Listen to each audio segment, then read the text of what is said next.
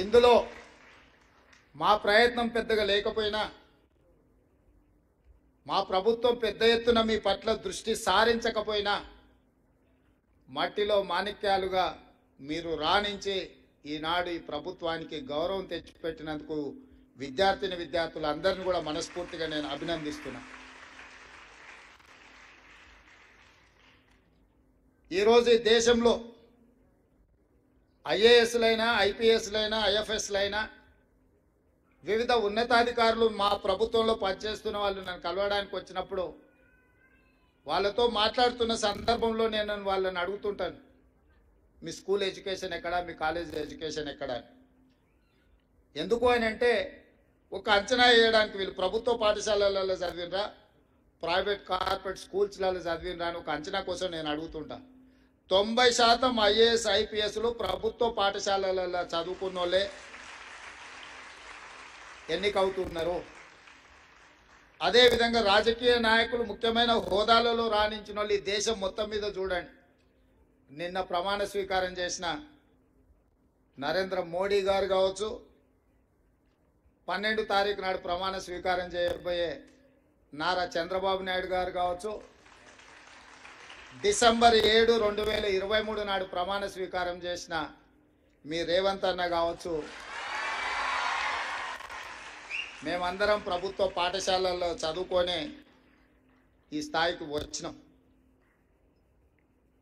మేము ఈ స్థాయికి రావడానికి కారణం మా తల్లిదండ్రుల కంటే కూడా ఆ పాఠశాలల్లో చదువులు చెప్పిన గురువులదే. నేను ఎందుకు ఈ అంశాన్ని గుర్తు చేస్తున్నా అంటే మా ప్రభుత్వం బాధ్యత తీసుకున్న వెంబడే బుర్రా వెంకటేశం గారిని ఎడ్యుకేషన్ సెక్రటరీగా నియమించి చాలా సంవత్సరాల నుంచి ప్రభుత్వ పాఠశాలలు నిర్వీర్యమైపోయినాయి. వీటి పట్ల శ్రద్ధ తగ్గింది. టీచర్లు లేరని విద్యార్థులు రావడం లేదు, విద్యార్థులు లేరని పాఠశాలలు మూసేస్తుంది ప్రభుత్వం.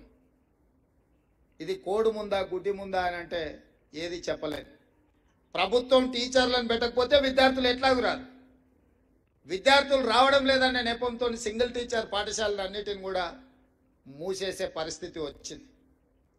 ఇదే కాకుండా కొన్ని స్కూళ్ళల్లో 8-9 మంది విద్యార్థులు ఉంటే 10-12 మంది టీచర్లు ఉంటున్నారు.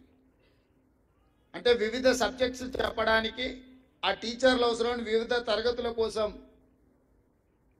ఇది ఒక సమస్యగా మారింది. వీటన్నిటిని దృష్టిలో పెట్టుకొని తక్షణమే మెగా డిఎస్సి నోటిఫికేషన్ ఇవ్వాలి. సింగిల్ టీచర్ స్కూళ్ళను కూడా ముయ్యడానికి వీల్లేదు. తండాలలో, గూడాలలో, మారుమూల ప్రాంతాలలో ప్రభుత్వ పాఠశాలలను నిర్వహించడం ద్వారా పేదలకు, దళితులకు, గిరిజనులకు విద్యను అందుబాటులోకి తీసుకురావాలి. వాళ్ళ తల్లిదండ్రులకు, వాళ్ళ కుటుంబాలకు ఆర్థిక భారం ఉండకూడదు. వాళ్ళ ప్రాంతాలను వదిలి ఇతర ప్రాంతానికి వెళ్ళి పిల్లల్ని చదివించాలి అని అంటే తల్లినో తండ్రినో రోజంతా కూలికి వెళ్ళకుండా వ్యవసాయం పనులు మానుకొని వాళ్ళు వెళ్ళాల్సిన పరిస్థితి. ఇది ఒక పెద్ద సామాజిక సమస్య. ఆర్థికంగా చూస్తే ఒక టీచర్కి 50,000, 60,000, 70,000 జీతం ఇవ్వడం, ఆ పాఠశాల నిర్వహణకు అత్యధికంగా ఖర్చు అవ్వడం, ఆ పాఠశాలలో 6-7 మంది విద్యార్థులు ఉంటే ఇప్పుడే మా అధికారి చెప్తున్నారు ఒక విద్యార్థి మీద 80,000 రూపాయలు మనం ఖర్చు పెడుతున్నాం అని యావరేజ్గా. ఈ 80,000 రూపాయలు ఎక్కడ ఖర్చు అవుతుంది? నాకు తెలిసినంత వరకు నేను పూర్తిగా సమీక్షించలేదు, కానీ మ్యాక్సిమం ఈ ఇన్వెస్ట్మెంట్ అంతా శాలరీస్ మీదనే పోతుంది. ఇన్ఫ్రాస్ట్రక్చర్ మీదనో మౌలిక వసతులను ఏర్పాటు చేసే దాని మీద ప్రభుత్వం దృష్టి తక్కువ పెట్టడం వల్ల ఇది ఒక గందరగోళమైన పరిస్థితికి దారి తీసింది.